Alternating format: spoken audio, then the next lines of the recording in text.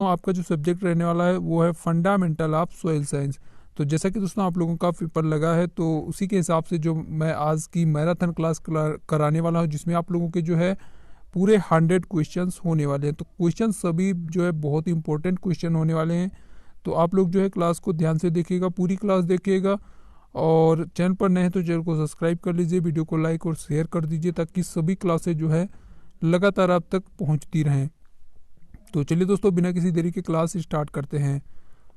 तो दोस्तों आज का पहला जो क्वेश्चन है, क्वेश्चन नंबर 1 है, सामान्य भूमि में जिप्सम का प्रयोग किस फसल में अधिक किया जाता है।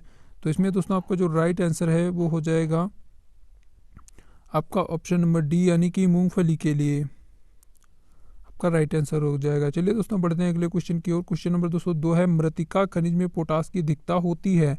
तो इसमें आपका दोस्तों जो राइट आंसर है वो हो जाएगा ऑप्शन नंबर सी, यानी कि इलाइट आपका राइट आंसर हो जाएगा। चलिए दोस्तों बढ़ते हैं अगले क्वेश्चन की ओर। क्वेश्चन नंबर 3 है, किस मृदा में धनायन विनिमय क्षमता सबसे अधिक होती है। तो इसमें आपका दोस्तों जो राइट आंसर है वो हो जाएगा ऑप्शन नंबर डी, यानी कि मटियार दोमट आपका राइट आंसर हो जाएगा। चलिए दोस्तों बढ़ते हैं अगले क्वेश्चन की ओर। क्वेश्चन नंबर दोस्तों 4 है, भूमि में किस पीएच मान पर फास्फेट को सबसे अधिक उपलब्धता होती है। तो यहाँ पर दोस्तों आपका राइट आंसर हो जाएगा ऑप्शन नंबर बी, यानी कि 6.5 पीएच मान पर जो है फास्फेट की सबसे अधिक उपलब्धता होती है। चलिए बढ़ते हैं अगले क्वेश्चन की ओर। क्वेश्चन नंबर 5 है, जल की भूमि की ऊपरी सतह से नीचे की ओर गति कहलाती है।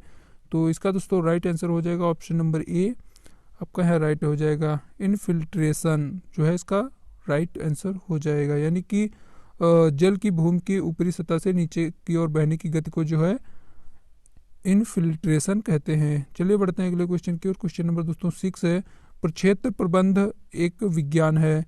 तो इसमें दोस्तों आपका राइट आंसर हो जाएगा ऑप्शन नंबर ए, यानी कि आंतरिक प्रक्षेत्र विज्ञान।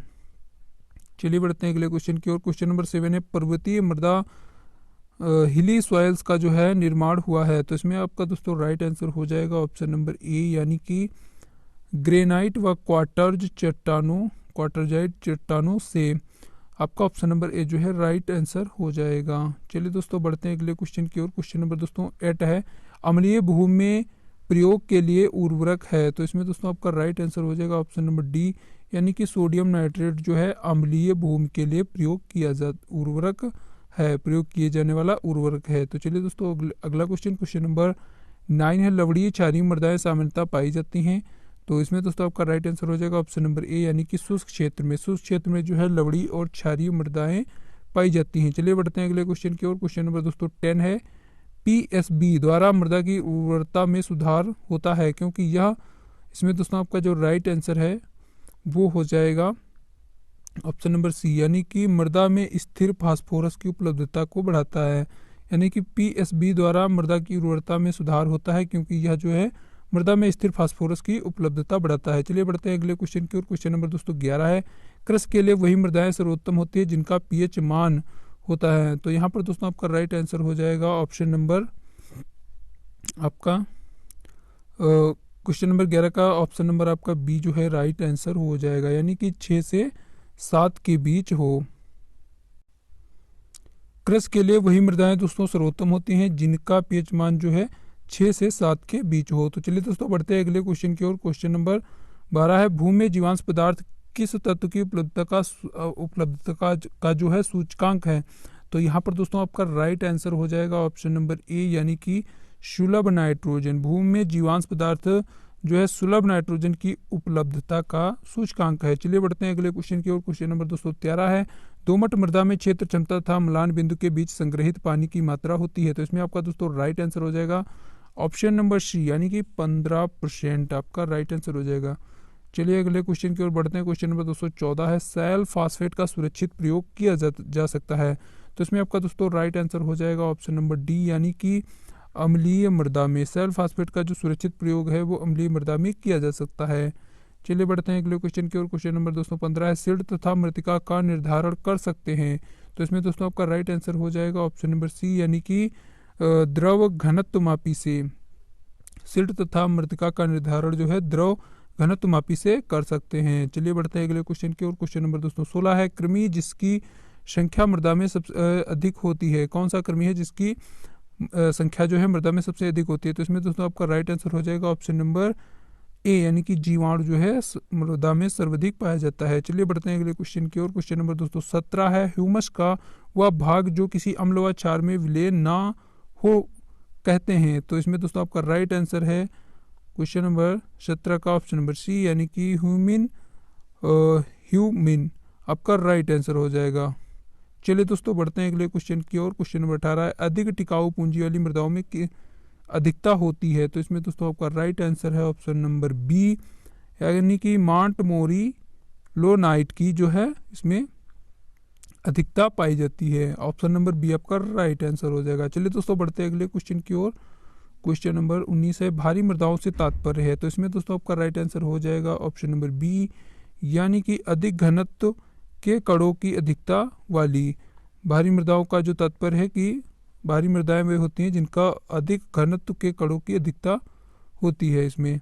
चलिए दोस्तों आगे बढ़ते हैं। अगला क्वेश्चन है क्वेश्चन नंबर 20 है, क्ले मृदा का स्थूल घनत्व होता है। तो यहाँ पर आपका राइट आंसर दोस्तों हो जाएगा ऑप्शन नंबर ए, यानी कि 1.1 ग्राम प्रति सेंटीमीटर जो है यहाँ पर आपका राइट आंसर हो जाएगा। चलिए बढ़ते हैं अगले क्वेश्चन की ओर। क्वेश्चन नंबर 21 है, मृदा ऑर्डर्स की कुल संख्या है 10, 11, 12 या फिर 13। तो इसमें दोस्तों आपका राइट आंसर है ऑप्शन नंबर सी, यानी कि 12।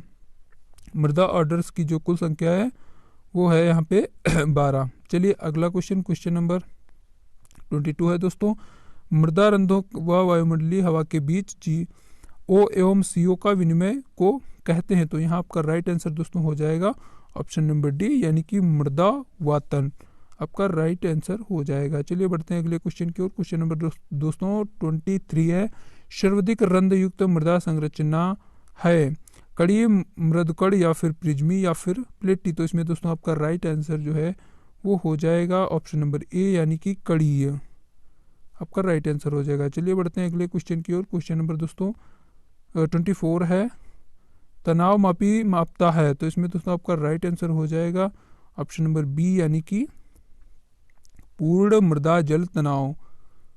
अगला क्वेश्चन दोस्तों क्वेश्चन नंबर 25 है, मृदा में चूना डालते हैं सुधार के लिए। यानी कि किसके सुधार के लिए जो है मृदा में चूना डालते हैं, किस मृदा के सुधार के लिए। तो इसमें दोस्तों आपका राइट आंसर जो है वो हो जाएगा ऑप्शन नंबर सी, यानी कि अम्लीय मृदा के सुधार के लिए जो है मृदा में चूना को डालते हैं। चलिए बढ़ते हैं अगले क्वेश्चन की ओर। क्वेश्चन नंबर 226 है, रेगोलित कहते हैं। तो इसमें दोस्तों आपका राइट आंसर हो जाएगा ऑप्शन नंबर सी, यानी कि A+B+C संग स्तर को। चलिए बढ़ते हैं अगले क्वेश्चन की ओर। क्वेश्चन नंबर 27 है दोस्तों, कललीय मृतिका कण का आकार इसमें कम होता है। तो इसमें दोस्तों आपका राइट आंसर हो जाएगा ऑप्शन नंबर डी, यानी कि 0.001 मिलीमीटर आपका राइट आंसर हो जाएगा ऑप्शन नंबर डी। चलिए बढ़ते हैं अगले क्वेश्चन। क्वेश्चन नंबर 28 है, पृष्ठ तनाव मापी उपकरण का प्रयोग मृदा जल मापन हेतु होता है। तो इसमें दोस्तों आपका राइट आंसर हो जाएगा ऑप्शन नंबर ए, यानी कि 0.8 बार तक। चलिए बढ़ते हैं अगले क्वेश्चन की ओर। क्वेश्चन नंबर 29 है, साधारण मृदा परीक्षण में उपलब्ध नाइट्रोजन का अनुमान किसकी मात्रा ज्ञात करके लगाते हैं। तो इसमें दोस्तों आपका राइट आंसर जो है वो हो जाएगा ऑप्शन नंबर डी, यानी कि जैविक कार्बन आपका राइट आंसर हो जाएगा। चलिए बढ़ते हैं अगला क्वेश्चन। क्वेश्चन नंबर दोस्तों क्वेश्चन नंबर 30 है, ऊसर यानी कि कलर भूमियों को सुधारा जा सकता है उसमें डालकर। यानी कि क्या डालकर जो है ऊसर और कलर भूमियों को सुधारा जा सकता है। तो यहाँ पर आपका दोस्तों राइट आंसर हो जाएगा ऑप्शन नंबर दोस्तों ए जो है आपका राइट आंसर हो जाएगा, यानी कि जिप्सम डालकर जो है ऊसर मृदाओं को सुधारा जा सकता है। चलिए अगला क्वेश्चन, क्वेश्चन नंबर दोस्तों 31 है, भूमि में उपस्थित पौधों के लिए उपलब्ध जल होता है। तो यहाँ पर आपका दोस्तों जो राइट आंसर है वो हो जाएगा ऑप्शन नंबर बी, यानी कि क्षेत्र क्षमता व अस्थायी मिलान बिंदु के बीच। चलिए अगला क्वेश्चन, क्वेश्चन नंबर दोस्तों 32 है, रेत, सिल्ट तथा क्ले कणों के मृदा में पाए जाने वाला निश्चित 80% जो है विन्यास को कहते हैं। तो यहाँ आपका दोस्तों जो राइट आंसर है वो हो जाएगा ऑप्शन नंबर बी, यानी कि संरचना आपका राइट आंसर हो जाएगा ऑप्शन नंबर बी। अगला क्वेश्चन, क्वेश्चन नंबर 33 है, इंगिनियस चट्टानों में अधिकता से पाया जाने वाला जो खनिज है। तो इसमें दोस्तों आपका राइट आंसर हो जाएगा ऑप्शन नंबर आपका बी जो है राइट हो जाएगा, यानी कि क्वार्टर्ज। इग्निशियस चट्टानों में जो है अधिकता से पाया जाने वाला खनिज जो है वो क्वार्टर्ज है।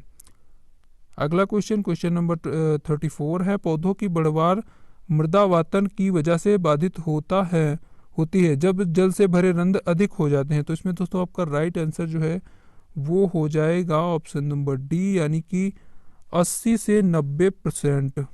चलिए अगला क्वेश्चन नंबर दोस्तों 35 है, पीएच में प्रति इकाई बदलाव से H+ या OH आयनों की क्रिया में बदलाव होता है। तो इसमें आपका दोस्तों जो राइट आंसर है वो हो जाएगा ऑप्शन नंबर बी, यानी कि 10 गुना। पीएच में प्रति इकाई बदलाव से H+ या फिर OH आयनों की क्रिया में जो है 10 गुना बदलाव होता है। चलिए बढ़ते हैं। अगला क्वेश्चन है, क्वेश्चन नंबर 36 है, मृदा के ह्यूमस में उपस्थित तत्व निम्नलिखित किस क्रम में पाए जाते हैं। तो इसमें आपका राइट आंसर हो जाएगा ऑप्शन नंबर डी, यानी कि COHN जो है आपका ये क्रम राइट हो जाएगा। चलिए बढ़ते हैं अगला क्वेश्चन नंबर दोस्तों 37 है, भूमि रंग वर्ण मापन करते समय क्रोम या फिर क्रोमा निम्नलिखित में से किससे संबंधित है। तो इसमें आपका राइट आंसर है दोस्तों हो जाएगा ऑप्शन नंबर सी, यानी कि रंग की शुद्धता या शक्ति आपका राइट आंसर हो जाएगा। चलिए बढ़ते हैं। अगला क्वेश्चन है, क्वेश्चन नंबर दोस्तों 38 है, पौधों की बढ़वार मृदावातन की वजह से प्रभावित होती है जब मृदा जल संतृप्तता जो है प्रतिशत अधिक हो जाती है।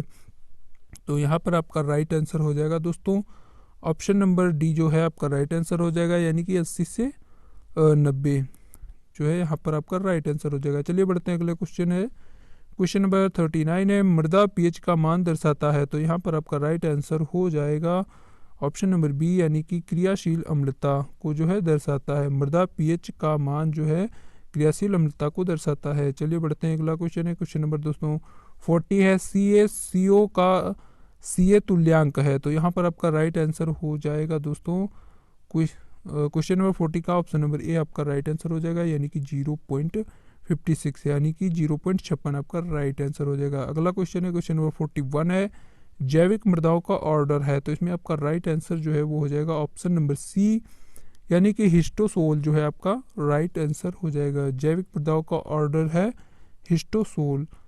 अगला क्वेश्चन नंबर 42 है, मृदा में निम्न में से किस जीव की संख्या सर्वाधिक होती है। तो ये क्वेश्चन हो चुका है, जैसा कि इसमें आपको पता होगा। इसमें आपका राइट आंसर है दोस्तों जीवाणु आपका राइट आंसर हो जाएगा। चलिए दोस्तों बढ़ते हैं। अगला क्वेश्चन नंबर 43 है, ऊसर भूमि सुधार में किस रसायन का जो है प्रयोग होता है। तो इसमें आपका राइट आंसर दोस्तों जो है हो जाएगा ऑप्शन नंबर ए, यानी कि कैल्शियम फास्फेट का सल्फेट का जो है उपयोग किया जाता है ऊसर भूमि के सुधार के लिए।